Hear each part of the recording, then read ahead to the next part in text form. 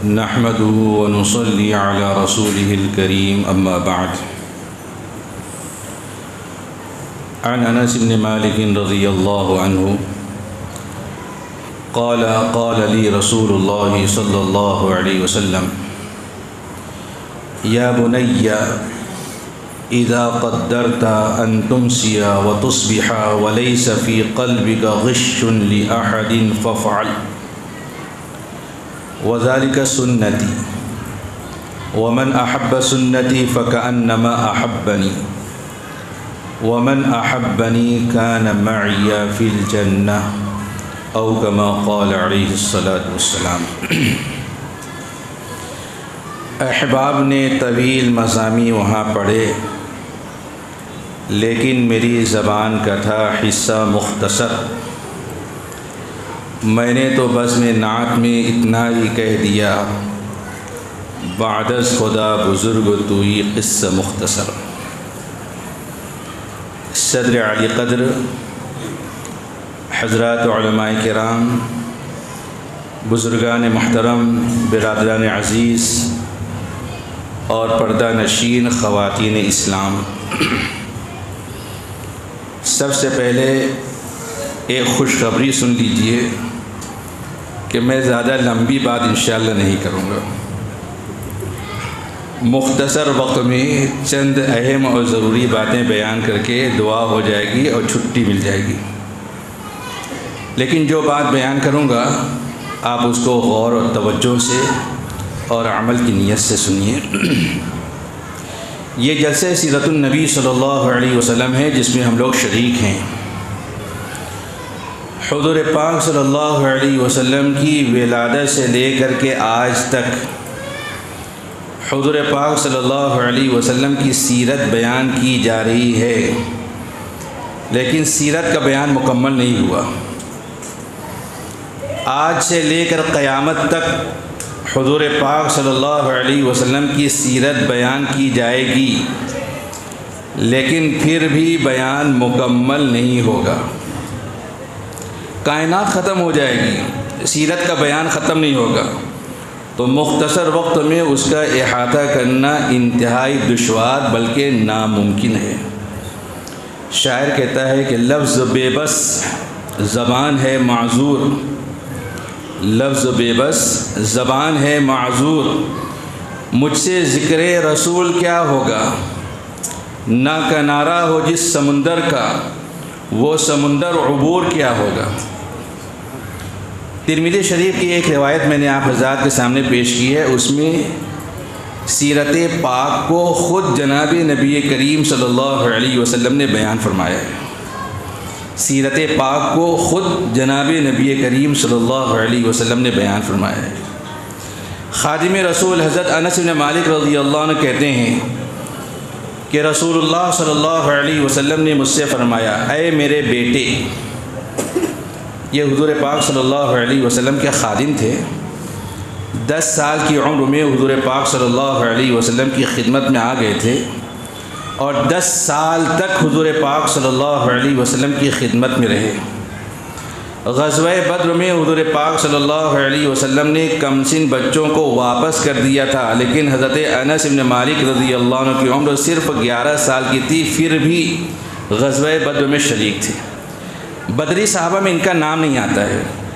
یہ غزوہ بدر میں شریک تھے لیکن بدری صحابہ میں ان کا نام نہیں آتا ہے، اس لیے کہ حضور پاک صلی اللہ علیہ وسلم کے خادم کی حیثیت سے شریک تھے، مجاہد کی حیثیت سے شریک نہیں تھے.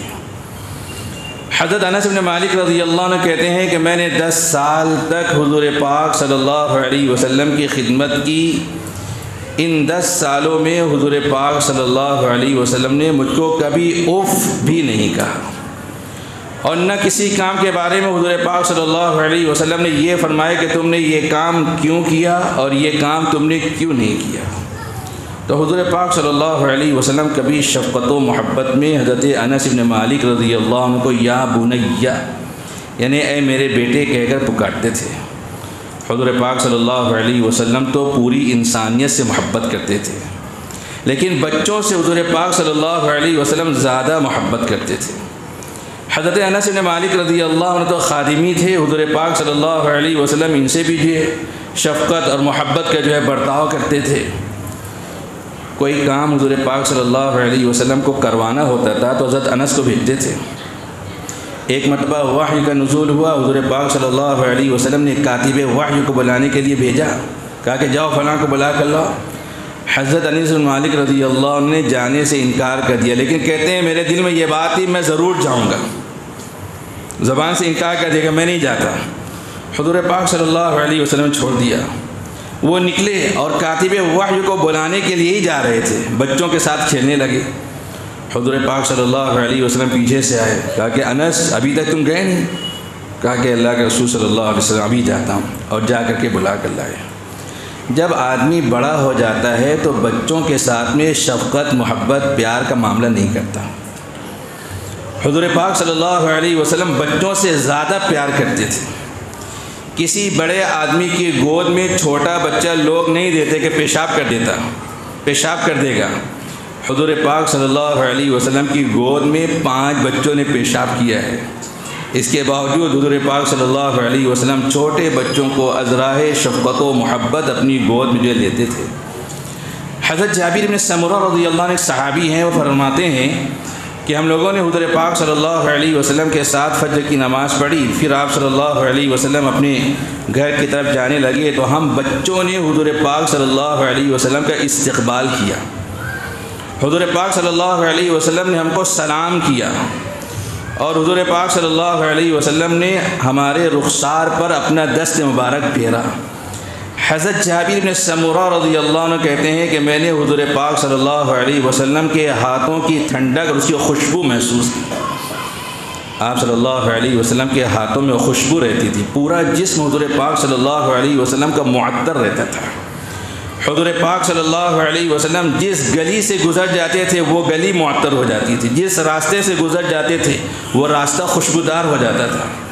ایک مرتبہ حضور پاک صلی اللہ علیہ وسلم مسجد نبوی سے اٹھے اور کہیں چلے گئے، آنے میں بہت تاخیر ہو گئی۔ حضرت ابو ہریرہ رضی اللہ عنہ حضور پاک صلی اللہ علیہ وسلم کو تلاش کرنے کے لیے نکلے کہ حضور کہاں گئے، چونکہ دشمنوں سے ہمیشہ خطرہ رہتا تھا، اس لیے حضرت ابو ہریرہ رضی اللہ عنہ کو فکر لاحق ہوئی۔ ایک باغ میں حضرت ابو ہریرہ رضی اللہ عنہ نے محسوس کیا کہ حضور یہاں پر ہیں۔ اندر جانے کے لیے راستہ تلاش کیا، کوئی دروازہ نظر نہیں آیا۔ پانی بہنے کی ایک نالی تھی، حضرت ابو ہریرہ رضی اللہ عنہ دبلے پتلے تھے، اس نالی سے گزر کر اندر باغ میں چلے گئے تو حضور پاک صلی اللہ علیہ وسلم وہاں موجود تھے۔ حضور پاک صلی اللہ علیہ وسلم نے پوچھا کہ ابو ہریرہ تم کو یہ بات کیسے معلوم ہوئی کہ میں یہاں ہوں؟ میں تو کسی کو بتا کر نہیں آیا تھا۔ حضرت ابو ہریرہ رضی اللہ عنہ نے کہا کہ اللہ کے رسول صلی اللہ علیہ وسلم میں نے آپ کے جسم اطہر کی خوشبو سے پہچانا کہ آپ یہاں پر موجود ہیں۔ حضور پاک صلی اللہ علیہ وسلم کبھی دوپہر کے وقت حضرت ام سلیم رضی اللہ عنہ کے یہاں آرام کرنے کے لیے تشریف لے جاتے تھے۔ یہ حضور پاک صلی اللہ علیہ وسلم کی رضائی بہن بھی تھی، دو شریک بہن بھی تھی، پردہ نہیں تھا۔ حضرت انس بن مالک رضی اللہ عنہ کی والدہ ہیں ام سلیم رضی اللہ عنہ۔ ایک مرتبہ حضور پاک صلی اللہ علیہ وسلم آرام کے لیے لیٹے تو آپ صلی اللہ علیہ وسلم کے جسم مبارک سے پسینہ نکلنے لگا۔ حضرت ام سلیم رضی اللہ عنہ اس پسینے کو ایک شیشے میں جمع کرنے لگیں۔ حضور صلی اللہ علیہ وسلم کی آنکھ کھل گئی، پوچھا ام سلیم یہ کیا کر رہی ہو؟ تو کہا کہ اللہ کے رسول صلی اللہ علیہ وسلم آپ کے پسینے کو جب ہم خوشبو کے ساتھ میں ملاتے ہیں تو وہ سب سے عمدہ خوشبو بن جاتی ہے۔ تو حضور پاک صلی اللہ علیہ وسلم کا معاملہ بچوں کے ساتھ میں شفقت کا جو ہے پیار کا تھا۔ بچوں کے ساتھ میں کیسا حضور پاک صلی اللہ علیہ وسلم نے محبت کا، شفقت کا معاملہ فرمایا ہوگا، ذرا ایک مثال سے بھی اندازہ لگائیے۔ زید بن حارثہ رضی اللہ عنہ ایک صحابی ہیں، ایرانی نسل تھے، غلام بن کر کے مکہ معظمہ میں آئے، فروخت ہو گئے۔ حضرت خدیجہ رضی اللہ عنہ نے خریدا، پھر حضور پاک صلی اللہ علیہ وسلم کی خدمت میں آئے۔ اپنے گھر والوں کے عزیز و محبوب تھے، چہیتے تھے، لاڈلے تھے، گھر والے ان کی جدائی برداشت نہیں کر سکتے۔ باپ اور چچا ان کو تلاش کرتے کرتے مکہ معظمہ آئے۔ ان کو معلوم ہوا کہ زید حضرت نبی کریم صلی اللہ علیہ وسلم کی غلامی میں ہے۔ حضور پاک صلی اللہ علیہ وسلم کے اخلاق کریمانہ کی بات بھی سن رکھی تھی۔ حضور پاک صلی اللہ علیہ وسلم کے پاس آئے اور کہا کہ ہمارا ایک بچہ آپ کی غلامی میں ہے، جو فدیہ اور معاوضہ آپ کو چاہیے آپ لے لیجئے، اس کو آزاد کر دیجئے۔ حضور پاک صلی اللہ علیہ وسلم نے ارشاد فرمایا کہ فدیے اور معاوضے کی مجھ کو ضرورت نہیں ہے، زید کو بلا لو، اگر وہ تمہارے ساتھ جانا چاہے ویسے ہی لے کر جاؤ۔ حضرت زید بن حارثہ رضی اللہ عنہ کو بلایا گیا، وہ آئے اور باپ اور چچا کو دیکھنے کے باوجود ان کے قریب نہیں گئے، حضور پاک صلی اللہ علیہ وسلم کے قریب بیٹھ گئے۔ باپ اور چچا یہ سمجھے کہ اس نے ہم کو پہچانا نہیں ہے۔ حضور پاک صلی اللہ علیہ وسلم نے پوچھا کہ زید جانتے ہو یہ کون ہے؟ کہا کہ ہاں جانتا ہوں، یہ میرے باپ ہیں۔ دوسرے کے بارے میں پوچھا، ان کو پہچانتے ہو یہ کون ہے؟ کہا ان کو بھی پہچانتا ہوں، یہ میرے چچا ہیں۔ حضور صلی اللہ علیہ وسلم نے ارشاد فرمایا کہ تم کو لینے کے لیے آئے ہیں، جاؤ ان کے ساتھ چلے جاؤ۔ حضرت زید بن حارثہ رضی اللہ عنہ نے کہا کہ نہیں، میں جانا نہیں چاہتا۔ باپ اور چچا حیران رہ گئے، کہنے لگے کہ زید تم کیسے انسان ہو، آزادی کی زندگی پر غلامی کی زندگی کو ترجیح دیتے ہو؟ حضرت زید بن حارثہ رضی اللہ عنہ نے کہا کہ ہاں، یہ ایسی غلامی ہے کہ اس غلامی پر ہزاروں آزادیاں قربان ہیں۔ حضور پاک صلی اللہ علیہ وسلم نے کیسا محبت کا اور اپنائیت کا معاملہ اپنے اس غلام کے ساتھ میں کیا ہوگا کہ غلام بھی حضور پاک صلی اللہ علیہ وسلم کا ساتھ چھوڑ کر کے جانے کے لیے تیار نہیں ہے۔ ہمارے پاس جو بچے پڑھتے ہیں، کبھی جوش محبت میں وہ کہتے ہیں کہ حضرت چھٹی لگے گی تو ہم گھر نہیں جائیں گے، ہم آپ کے پاس رہیں گے، آپ کی خدمت میں رہیں گے۔ لیکن جیسے ہی چھٹی کا اعلان ہوتا ہے 5 منٹ نہیں رکتے، فوراً بھاگ جاتے ہیں۔ اندازہ لگائیے حضور پاک صلی اللہ علیہ وسلم کا کیسا محبت کا اور اپنائیت کا معاملہ رہا ہوگا۔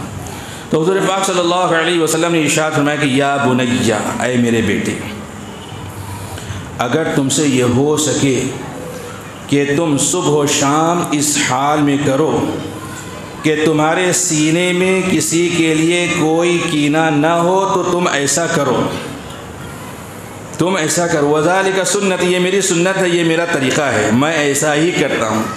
صبح ہوتی ہے تو میرے سینے میں کسی کے لیے کوئی کینہ نہیں ہوتا، شام ہوتی ہے تو میرے سینے میں کسی کے لیے کوئی کینہ نہیں ہوتا، میرا سینہ کینے سے پاک ہوتا ہے۔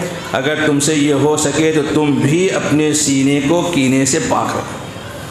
حضور پاک صلی اللہ علیہ وسلم کے سینے میں کسی کے لیے کوئی کینہ نہیں تھا، بغض و عناد کا کوئی جذبہ نہیں تھا، اور اس کے نتیجے میں جذبہ انتقام جو پیدا ہوتا ہے حضور پاک صلی اللہ علیہ وسلم کی زندگی میں، اس کے لیے بھی کوئی جگہ نہیں تھی۔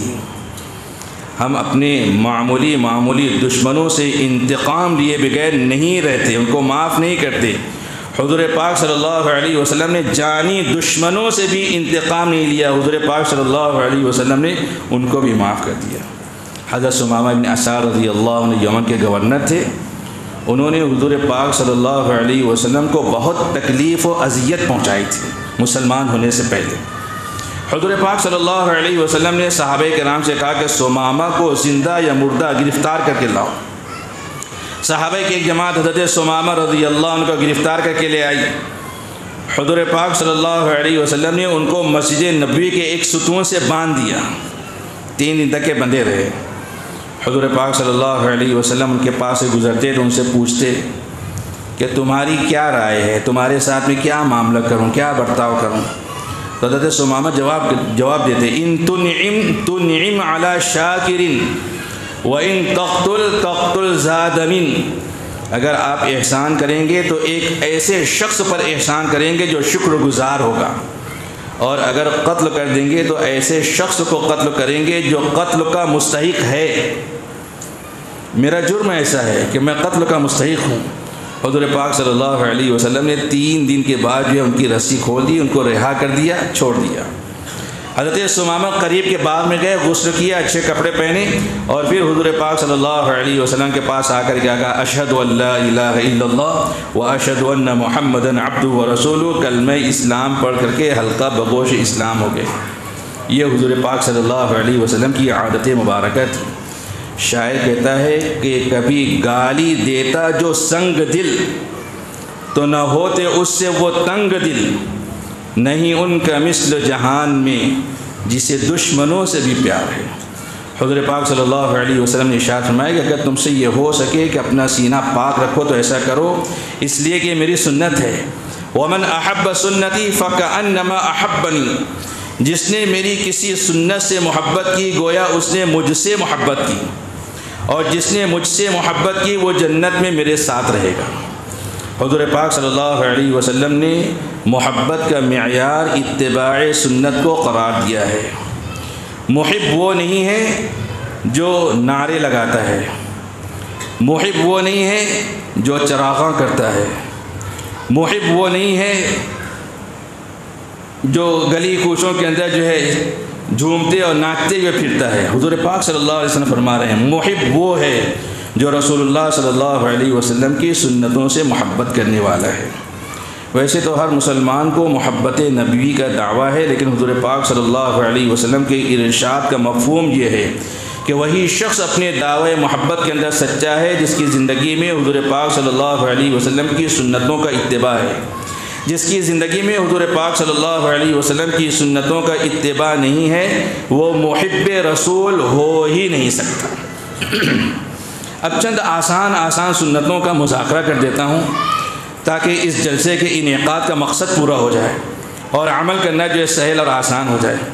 حضور پاک صلی اللہ علیہ وسلم کی سنتیں کرنے میں بالکل سہل اور آسان ہیں۔ ان سنتوں پر جو بندہ عمل کرتا ہے وہ اللہ تعالیٰ کا بھی محبوب بن جاتا ہے، وہ رسول اللہ صلی اللہ علیہ وسلم کا بھی محبوب بن جاتا ہے۔ حضور پاک صلی اللہ علیہ وسلم کی ایک آسان سی سنت باوضو سونے کی ہے۔ بندہ سونے کے لیے بستر پر جانے لگے، وضو کر لے، جا کر کے سو جائے۔ اس سنت پر عمل کرنے کا نقد دنیاوی فائدہ یہ حاصل ہوگا کہ دماغ کی رگیں تر ہو جائیں گی، گہری پرسکون نیند آئے گی، نیند کی خوشامد کرنی نہیں پڑے گی، نیند لانے کے لیے گولیوں کا استعمال کرنا نہیں پڑے گا۔ بعضے ایسے ہوتے ہیں کہ ان کو نیند نہیں آتی، گولیوں کا استعمال کرتے ہیں، ایک گولی کھاتے ہیں نیند نہیں آتی، دوسری گولی کھاتے ہیں نیند نہیں آتی، تیسری گولی کھاتے ہیں نیند نہیں آتی، 10 گولیاں کھا جاتے ہیں پھر بھی نیند نہیں آتی۔ اگر ایسے مریض حضور پاک صلی اللہ علیہ وسلم کی اس سنت پر عمل کریں گے اللہ تبارک و تعالیٰ ان کو ذہنی سکون عطا فرمائیں گے، نیند کا مسئلہ ان کا حل ہو جائے گا، گولیوں سے نجات مل جائے گی۔ یہ دنیا کا فائدہ ہے، مومن کے پیش نظر آخرت کا فائدہ ہوتا ہے اور اسی کو حاصل کرنے کے لیے وہ عمل کرتا ہے۔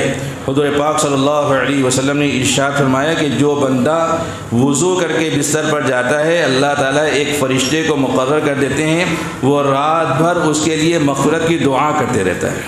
عمل کتنا آسان سا ہے، بندہ خالی وضو کر لے اور جا کر کے سو جائے، اللہ تعالیٰ ایک فرشتے کی ڈیوٹی لگا دیتے ہیں، وہ رات بھر اس کے لیے مغفرت کی دعا کرتا رہتا ہے۔ حضور پاک صلی اللہ علیہ وسلم کی ایک آسان سی سنت سلام میں پہل کرنے کی ہے۔ دو مسلمان ایک دوسرے سے ملاقات کرتے ہیں تو سلام و جواب کرتے ہیں۔ حضور پاک صلی اللہ علیہ وسلم کی سنت آگے بڑھ کر سلام کرنے کی ہے۔ آپ اس انتظار میں مت رہیے کہ کوئی سلام کرے تو آپ جواب دیں، آپ آگے بڑھ کر کے جو ہے سلام کیجیے۔ یہ حضور پاک صلی اللہ علیہ وسلم کی سنت ہے۔ اس سنت کا دنیاوی فائدہ یہ ہوگا کہ اگر دل کے اندر نفرت ہے تو اس سنت پر عمل کی برکت سے اللہ تعالیٰ اس نفرت کو محبت سے بدل دیں گے۔ جس سے حجت تکرار ہو گئی ہے، جھگڑا ہو گیا ہے، دوسرے وقت آپ اس کو آگے بڑھ کر کے سلام کیجئے تو وہ یہ سوچنے پر مجبور ہوگا کہ اس بندے کے دل میں میری قدر ہے، میری محبت ہے، عظمت ہے، اس لیے یہ مجھ کو آگے بڑھ کر سلام کرتا ہے۔ اگر اس کے دل میں میری محبت عظمت نہیں ہوتی تو یہ مجھ کو آگے بڑھ کر کے جو سلام کیوں کرتا ہے؟ حدیث شریف میں حضور پاک صلی اللہ علیہ وسلم نے ارشاد فرمایا البادی بالسلام بریء من الکبر وقریب من الرب، سلام میں پہل کرنے والا بندہ تکبر سے پاک ہے اور اللہ تعالیٰ کا مقرب ہے۔ جس کے دل میں رائی کے دانے کے برابر بھی تکبر ہوگا وہ جنت میں نہیں جا سکے گا۔ حضور پاک صلی اللہ علیہ وسلم نے ارشاد فرمایا کہ سلام میں پہل کرنے والا بندہ تکبر سے پاک ہے، یعنی جنت میں جائے گا اور اللہ تبارک و تعالیٰ کا قرب اس کو حاصل ہوگا۔ حضور پاک صلی اللہ علیہ وسلم کی ایک آسان سی سنت وضو میں مسواک کرنے کی ہے۔ 20-25 روپے کی ایک مسواک ملتی ہے، 2-2.5 مہینہ جو ہے آرام سے چل جاتی ہے۔ مسواک حضور پاک صلی اللہ علیہ وسلم کی محبوب ترین سنت ہے۔ اس کا فائدہ یہ ہے کہ دانت صاف ہوتے ہیں، مسوڑے مضبوط ہوتے ہیں، بلغم کٹتے ہیں۔ بہت سے پیچیدہ امراض بلغم کی وجہ سے پیدا ہو جاتے ہیں۔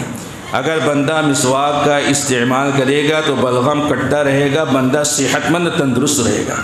حضور پاک صلی اللہ علیہ وسلم نے ارشاد فرمایا کہ السواک مطہرۃ للفم ومرضات للرب، یعنی مسواک منہ کی صفائی کا آلہ ہے اور اللہ تعالیٰ کی رضا و خوشنودی کے حصول کا ذریعہ ہے۔ اگر ان آسان سنتوں پر آج ہی سے آپ نے عمل کی نیت کر لی تو اللہ تبارک و تعالیٰ اور سنتوں کو جاننے اور اس کے اوپر جو عمل کرنے کا جو شوق پیدا کر دیں گے۔ آپ سب ان سنتوں پر عمل کریں گے؟ کون کون عمل کرے گا؟ ہاتھ اٹھاؤ۔ اللہ تعالیٰ مجھ کو آپ کو کہنے سنے زیادہ عمل کی توفیق عطا فرمائے۔ وآخر دعوانا ان الحمد للہ رب العالمین۔